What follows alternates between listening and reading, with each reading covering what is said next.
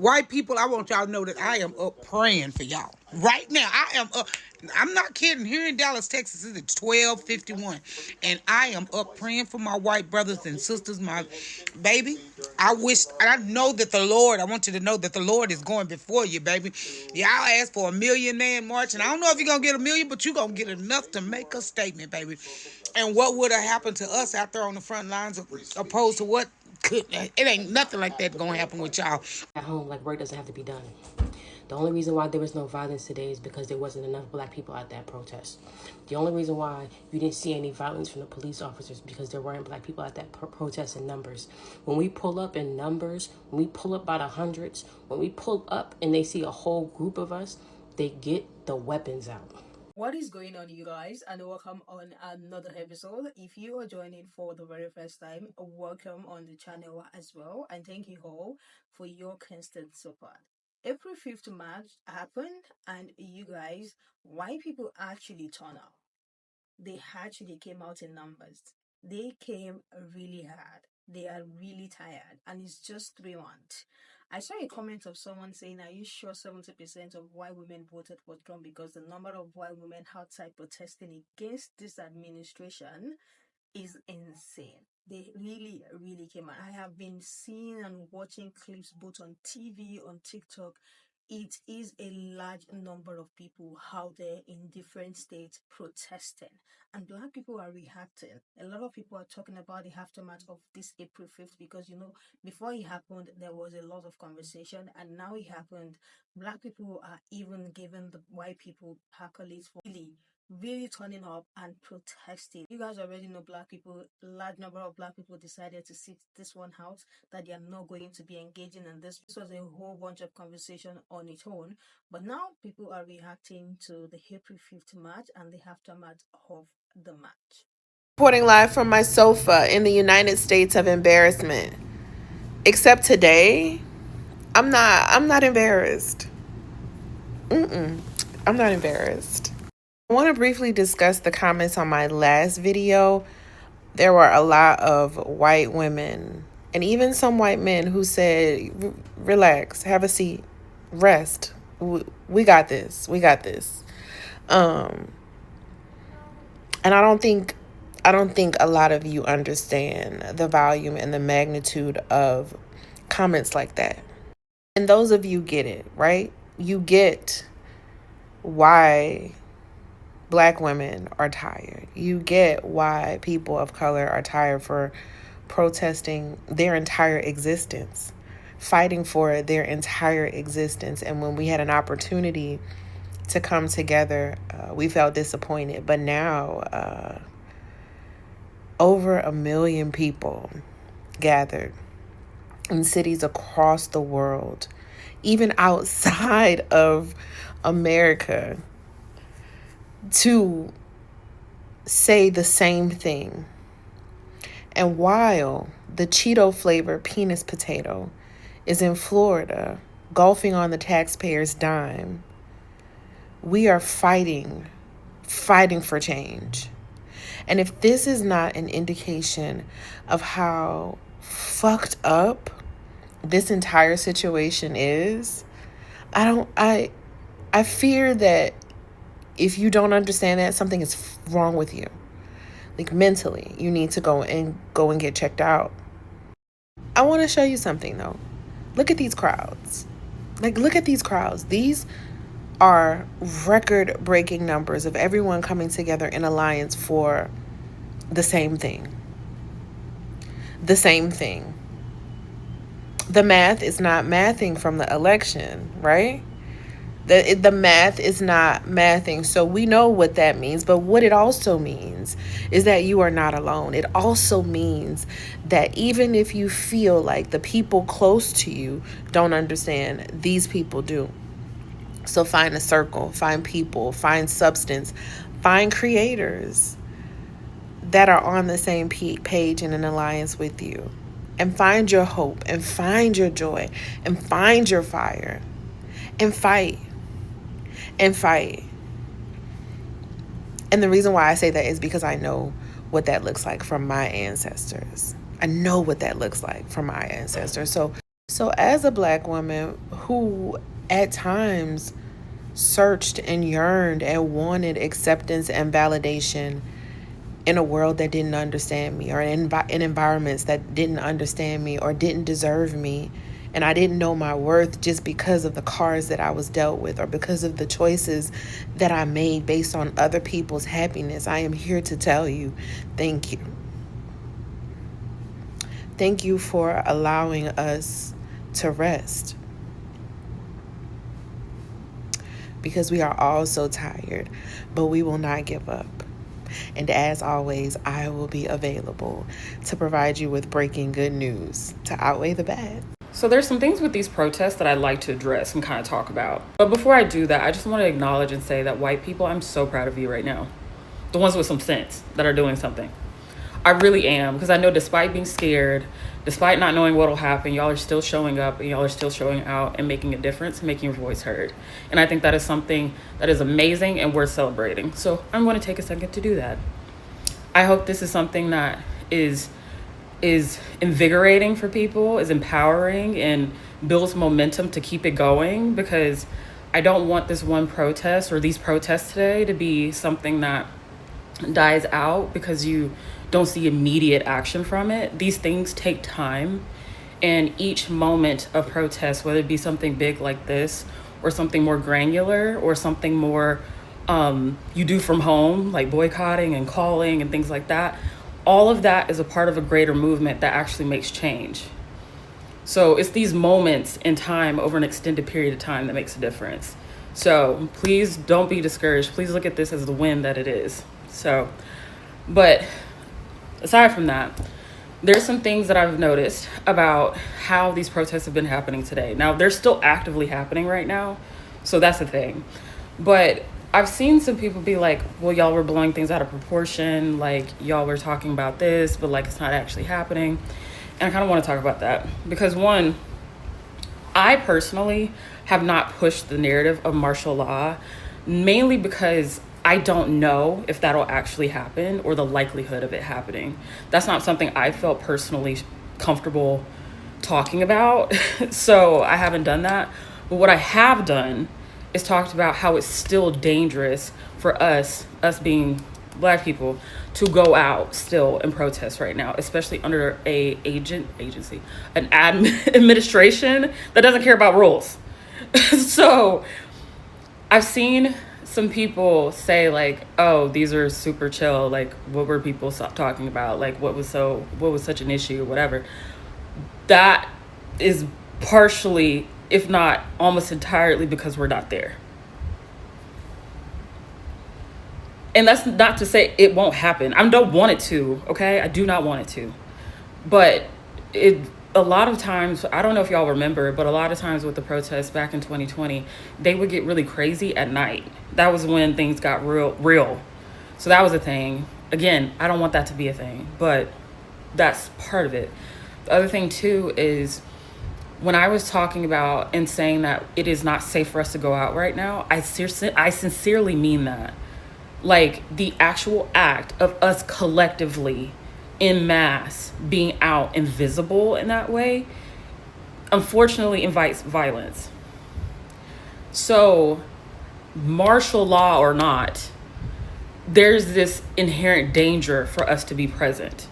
If we're not present, it is less likely to be escalated. It's less likely to be agitation. We've seen that already. That's partially why we're encouraging primarily white people to be the ones to go out and do these protests.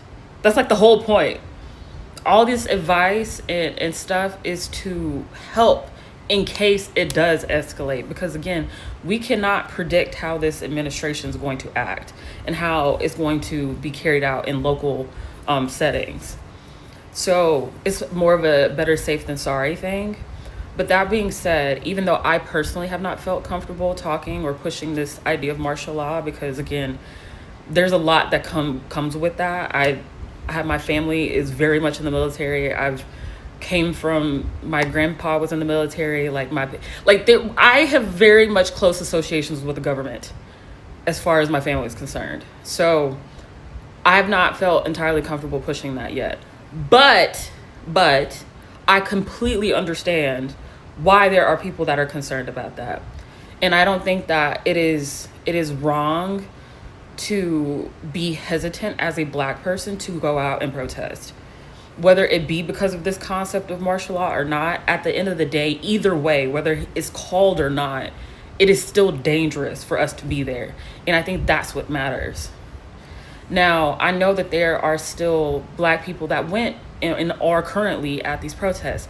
I think that's amazing. If you feel comfortable doing that, if you want to go do that, please do. Seriously, just be safe. That's all I care about. For me personally, I care about our safety, period, point blank. So if you feel comfortable doing that and you feel like it's something that you want to do to have your voice be heard, I'm never going to discourage that. But I don't want it to become a thing where it starts to be a disparagement of the Black people that didn't feel comfortable going. Because that's completely valid, whether they're talking about martial law or not. So I get it. I do think that it's important to not police the actions of Black people from anybody, including other Black people. I think if you are comfortable going out and doing something, you should do that. Be careful, but you should do that. And if it's something that you do not feel comfortable doing it for your own safety, that is also valid. But all I would personally say or encourage is that if it is something that you're choosing to do, to not like participate right now, I would just encourage you to think about what your line is. Like, where is your line where you're like, okay, I need to be active, and where's your line where you're like, I need to step back? What does that look like for you? How do you stay safe if the line is crossed? And what kind of resources or community can you activate in order to help you do that and deal with that line being crossed? That's all I ask. But I just, times are really hard right now. And I do understand that, like, how important it is to fight against what is happening right now with this administration. But I'm very, very concerned about it becoming one of those things where it gets turned against the Black community, whether it be from external people or from ourselves. So, but overall, I'm really proud of everybody that showed up today, no matter what race, ethnicity, ability. Like, I'm so happy that anybody that showed up, anybody that tried to help, whether they were able to show up or not, anybody that's operating as an emergency contact, anybody that offered a ride, anybody that did anything to encourage the people that are showing up, I'm really proud of y'all. And I really hope we continue this momentum and don't turn inwards and blaming each other, but instead look at this as the opportunity it was to build momentum. So that's all I'm putting out there. This is not coming from a place of judgment at all. It's just one of those things where I am so concerned about the state of our country, and I do not want it to become one of those things where we start to infight again and lose focus on the overall goal here. I think the last thing I'll say is there's so much value in white people leading this. There's a certain level of like restorative justice to that. And I'm not saying anybody going to protest as Black is interrupting that.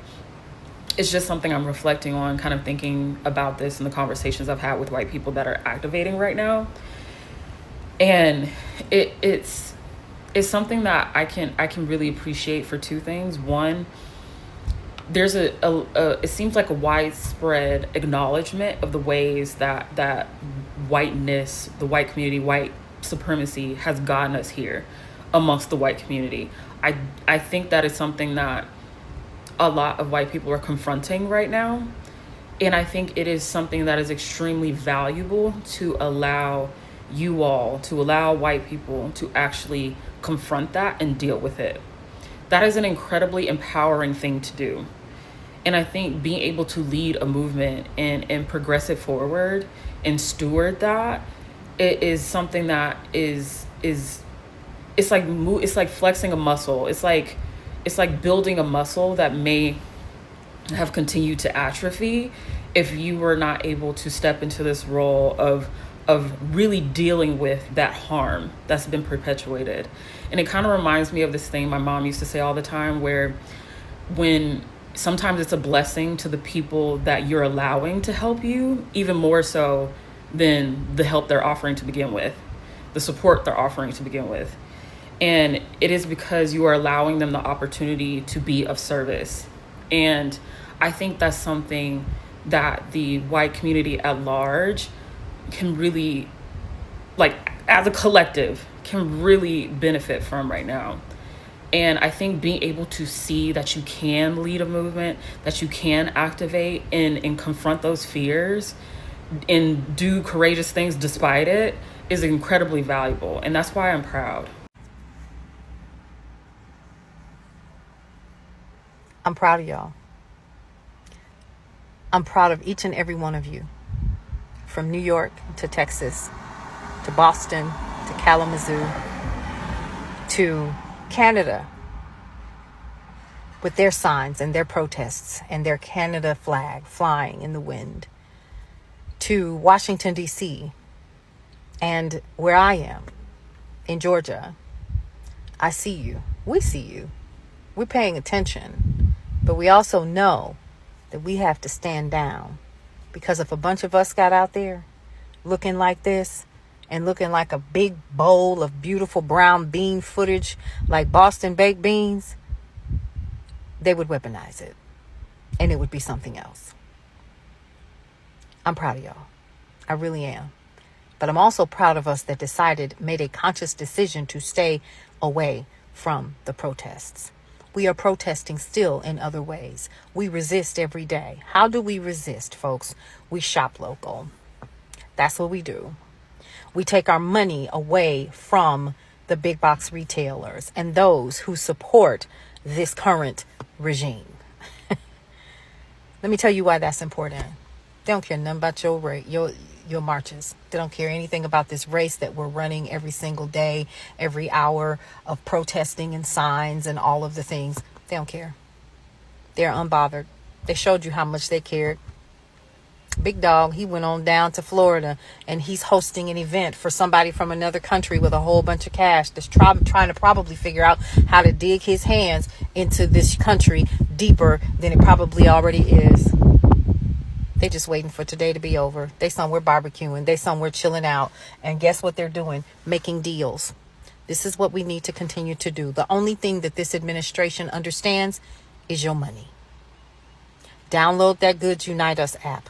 Find out where your dollars should be spent based upon where they have spent their dollars greasing palms. Don't give up. Continue to do what you're doing. All of it matters. Every last bit of it, because the voices of the collective consciousness shall be heard, are being heard. Believe that. Believe it. But I need you all to understand that at the end of the day, they understand money. I know that I am going to continue to hit them in the head by not giving them my money. You don't deserve my dollars. You've already told me what you think of me. You've already told America what you think of her and all of her amazing people that make up this beautiful country. You already did that. They don't understand the marching. They could care less. They've never had to. This man has never had to do anything but take and belittle and cajole people and do the things that he's currently doing right now. But I'm still proud of y'all. Big shout out to all of the people that are out there and you are doing your thing. But remember that you need to find out who and where your money is being spent and who they support. The power is still in the people. We the people. We the people are the ones with the dollars. Don't let them play with you like that. So yes, march. But continue to understand that they understand one thing: money. Stay safe out there, y'all. Have you guys been following the report online from this protest? Because you guys, the clips that I have been seeing from different states, these people actually turn up. They really, really, really turn up. Like, it's just like 3 months in, and it's this bad already for that number of people to be out there protesting against the administration. You can tell that this is not a joking or a laughing thing at all. Like, it is dead serious. People are out there protesting in numbers. And yes, so many reactions of Black people saying you're so proud of them. They did this particular one, they did their big one on this one. And I think there are some few comments of some people saying you all thought it was going to be violent, like Black people were looking for excuses to not be there. And I think that was the reason why one of the states the lady was making up the conversation of it wasn't violent because there were not large number of Black people on the street protesting, because the moment they see Black people in large numbers, they start bringing out their weapons. So them coming online to say, oh, it wasn't violent, you guys were just looking for excuses not to join, almost like they cannot understand where Black people are coming from and why they said they are going to sit this one out, even aside from the fact that they had voted their own way in November. Literally all that is on the news. I have seen so many clips on TV, you guys. It is very serious, and I noticed there were just few drops of Black people, even some that you will hardly see a Black person out in the crowd. This person said, I am very confused about the supposed 70% of white women voted for Trump, because why are there literal seas of thousands of white women all over the entire country protesting him today?